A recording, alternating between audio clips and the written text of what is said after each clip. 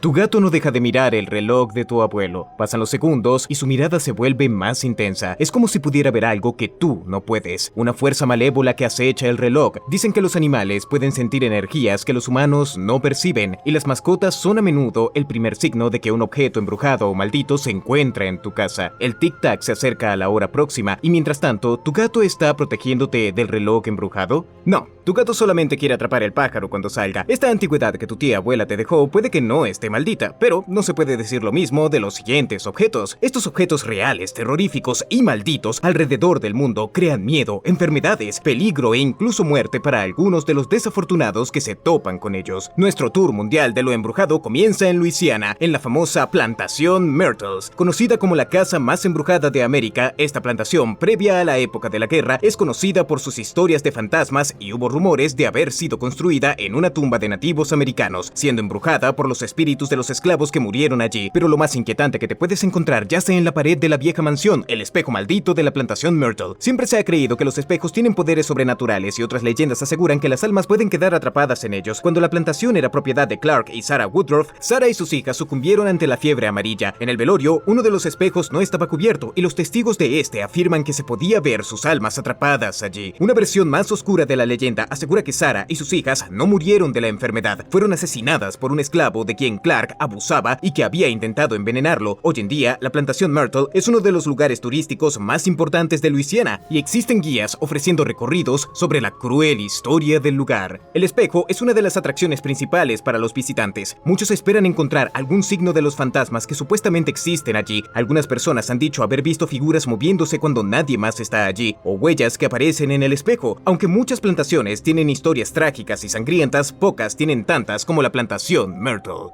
Otro objeto maldito colgado en las paredes condujo a la condena a aquellos lo suficientemente desafortunados para tenerlo en sus casas en Reino Unido. En 1950, un artista italiano llamado Giovanni Bragoli se volvió famoso debido a sus retratos conocidos como los niños llorones. Estos retratos de pequeños niños llorando eran una opción barata para aquellos que querían colgar una pieza profesional de arte en sus casas. Pero los bomberos de Essex descubrieron un patrón perturbador entre las ruinas de casas consumidas por incendios accidentales. Frecuentemente encontraban una pintura de un niño llorón completamente intacta, incluso cuando todo lo demás a su alrededor estaba hecho cenizas. Investigaciones posteriores mostraron cómo los incendios tuvieron diferentes causas que iban desde quemadas de cigarrillo hasta cableado defectuoso, pero como los incendios se volvieron más frecuentes, la paranoia por las pinturas creció y el periódico The Sun llegó al punto de organizar hogueras masivas. El escritor británico Steve Pond investigó esta maldición, llegando a la conclusión de que las pinturas habían sido tratadas con retardantes al fuego y habían caído boca abajo cuando sus cuerdas se habían quemado, permitiendo de esta manera que sobrevivieran. Sin embargo, otros explican algo distinto. ¿Quiénes eran los niños que Giovanni Bragoli pintó? Una leyenda urbana sobre él asegura que los niños eran de un orfanato español que se quemó luego de la Segunda Guerra Mundial. Bragoli murió en 1981, aunque copias de sus obras todavía se subastan en internet. Dime, ¿te gustaría colgar una de estas en tu casa? ¿Qué es una caja debug? Cuando el escritor Kevin Mannis fue a una venta estatal, no esperaba toparse con una historia embrujada relacionada con un crimen muy famoso. Él compró lo que parecía ser un gabinete de vinos perteneciente a un antiguo sobreviviente del Holocausto llamado Javaled. Comprada en España, luego de la guerra, la caja fue mantenida en el cuarto de costura y nunca fue abierta. Cuando Mannis averiguó la historia, él se acercó a la nieta de Javaled para preguntarle si quería la reliquia familiar de vuelta, pero ella le dijo que de ninguna manera quería ese objeto de vuelta. El misterio intrigó a Mannis, así que abrió la caja de vinos. Allí encontró una colección de objetos raros, 2 centavos de los años 20, 2 mechones de cabellos atados con una cuerda, un cáliz de vino, un capullo de rosa seco, un candelero y una pequeña estatua que tenía escrito Shalom en ella. No tenía sentido para Mannis, pero luego las cosas se volvieron terriblemente claras. Mannis empezó a tener horribles pesadillas donde una vieja bruja lo perseguía, haciéndolo que se despertara de golpe. Olores extraños provenían de la caja, que él describía como una combinación de orina de gato y flores de jazmín. Quería deshacerse del objeto y se lo regaló a su madre como regalo de cumpleaños. Ese mismo 31 de octubre, ella sufrió un ataque cardíaco. Mannis buscó a los viejos dueños de la caja y encontró que todos habían tenido experiencias similares, incluso los mismos sueños terroríficos. Él puso la caja en eBay y halló una lista larga de dueños, quienes experimentaron problemas de salud y pesadillas. Eventualmente fue vendida al profesor Jason Haxton, y aunque Haxton empezó a toser sangre y a tener problemas en la piel luego de abrir la caja, estaba determinado a resolver el misterio.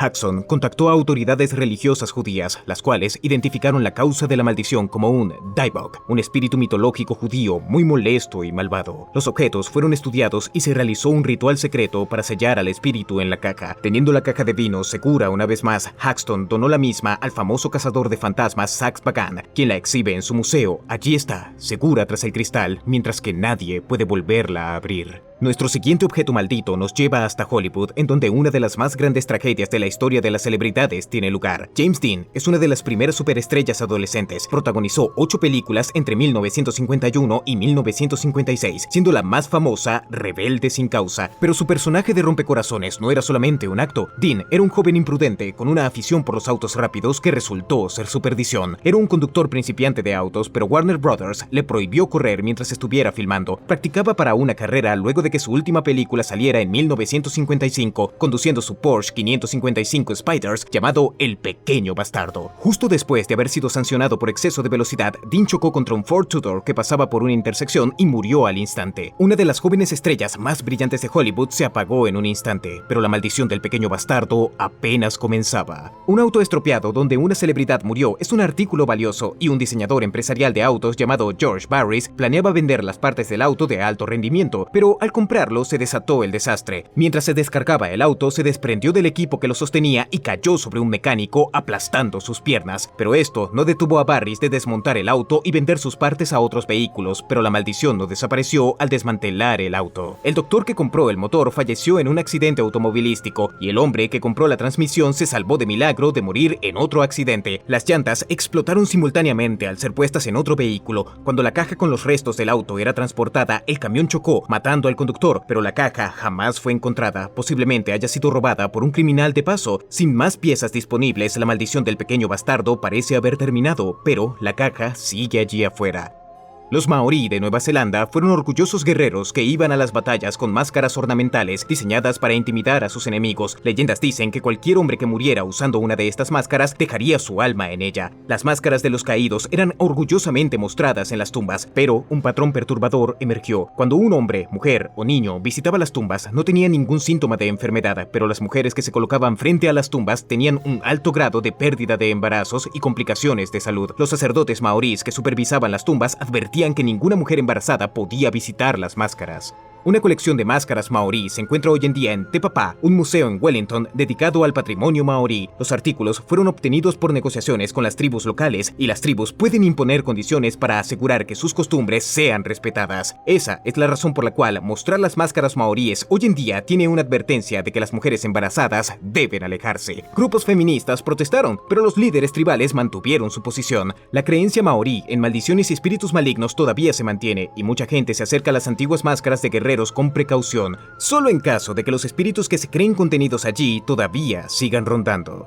Aquellos que aman las películas de horror, sin duda alguna conocerán la muñeca maldita Annabelle, con su piel inmaculada y mirada aterradora, pero pocas personas saben que la muñeca es real y todavía vive en el Museo de Ocultismo de los investigadores de lo paranormal Ed y Lorraine Warren. La Annabelle real no es de porcelana, en su lugar es una muñeca de trapo clásica Raggedy Ann. Sin embargo, el fenómeno sobrenatural sobre ella es aterrador. La historia de Annabelle comienza en Hartford, Connecticut, en 1970, cuando una joven estudiante de enfermería llamada Donna recibió la muñeca como un regalo de su madre, pero se dio cuenta de que la muñeca no era nada común. La dejaría en un lugar antes de irse a trabajar para luego recogerla en otra posición completamente diferente. Donna y su compañera de cuarto, Angie, encontraron mensajes extraños diciendo "ayúdenme, ayúdennos" grabados alrededor de la casa. La muñeca se convirtió rápidamente en una presencia amenazadora en la casa de Donna. En ocasiones parecía que sus ojos botaban sangre. Un amigo se durmió en el sofá y asegura haberse despertado cubierto de arañazos. Ella no tenía un gato. Donna y Angie contrataron a un medium para averiguar si la muñeca estaba poseída, y la sesión reveló que el apartamento estaba poseído por una pequeña niña llamada Annabelle Higgins, quien había muerto a los 7 años. Cuando el medium le dio permiso a Annabelle para poseer la muñeca, todo empeoró. Donna llamó a los Warrens, expertos en lo paranormal, y ellos trajeron a un sacerdote para realizar un exorcismo. Los Warrens se llevaron a la muñeca a su casa y en el camino de regreso el auto comenzó a fallar. Ed lanzó agua bendita al asiento trasero para apaciguar a la maldad de la muñeca y fueron capaces de llevarla a salvo hasta el Museo de Objetos Paranormales. miles. Hoy se ubica allí, en una caja de vidrio con una advertencia que dice peligro, no abrir bajo ninguna circunstancia. Pero incluso estando cerrada, muchos creen que sigue siendo peligrosa. Un torpe motociclista abrió la caja mientras visitaba el museo y murió en un accidente de motos justo después de salir del lugar. La mayoría de la gente mantiene la distancia.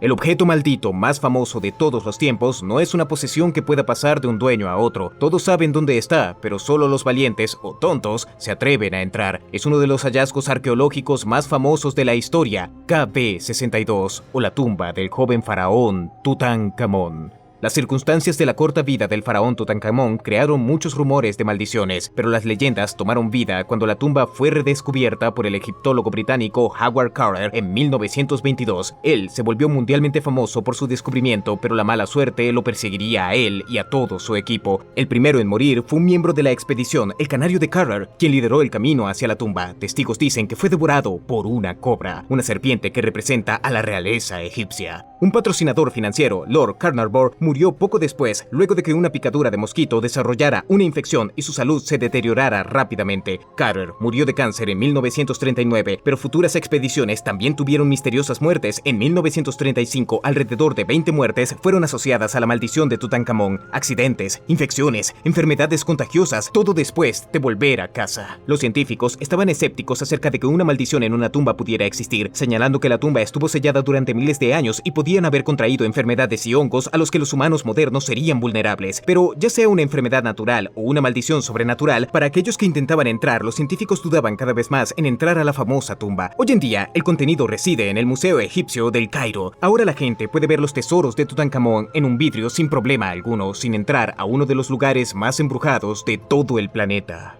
¿Algún objeto en tu casa tiene una historia oscura? ¿Alguna vez has visto algo moverse en una esquina de tu ojo cuando te acercas? Si no crees que puedas dormir luego de estas historias sobre objetos malditos y embrujados reales, ¿por qué mejor no ves otro video de maravilla? Revisa este video de aquí o este de acá para más historias terroríficas y de suspenso. Como siempre, no olvides darle like, compartir y suscribirte. Gracias por vernos y nos vemos la próxima.